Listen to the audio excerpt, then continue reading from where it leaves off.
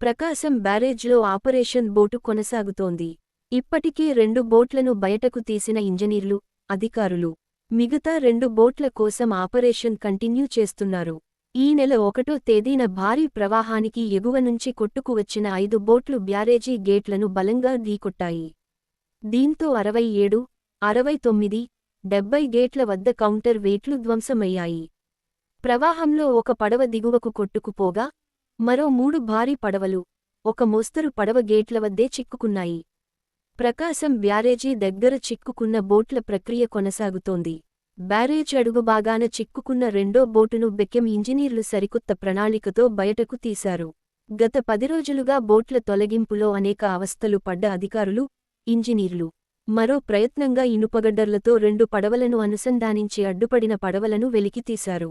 నీటమునిగిన పడవను చైన్ పుల్లర్లతో ఎత్తుకు లేపి బ్యారేజీ ఎగువ ఉన్న పున్నమి ఘాట్ వద్దకు తరలించారు. బ్యారేజీ దగ్గర ఇంకా మరో భారీ బోటు, మోస్తరు బోటు ఉన్నాయి. వాటిని కూడా బయటకు తీసేందుకు అధికారులు ప్రయత్నాలు చేస్తున్నారు. వాటిని విశాఖకు చెందిన బృందం లోపల డ్రిల్లింగ్తో రంధ్రాలు వేసి బయటకు తీయాల్సి ఉంటుందని, సమయం పడుతుందని ఇంజనీర్ల బృందం చెబుతోంది. మరో 2-3 రోజుల్లో మిగతా వాటిని కూడా వెలికితీస్తామని చెబుతున్నారు. ప్రకాశం బ్యారేజీ 69వ గేటు దగ్గర బోల్తా పడిన 3వ బోటును ఇవాళ సవ్య దిశలోకి తెస్తామని అధికారి కె. వి. కృష్ణారావు తెలిపారు. గడ్డర్లతో అనుసంధానించిన 2 పడవలతో బయటకు తెస్తామని, ఒడ్డుకు తెచ్చిన పడవలను పున్నమి ఘాట్ వద్ద భారీ తాళ్లతో కట్టేస్తామన్నారు.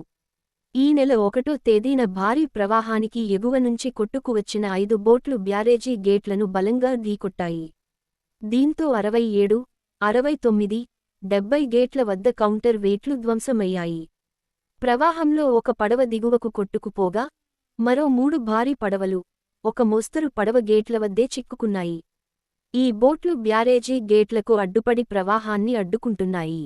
దీంతో భారీ పడవలను తొలగించేందుకు పలు ప్లాన్ అమలు చేసిన అధికారులు తాజాగా సఫలీకృతం అయ్యారు.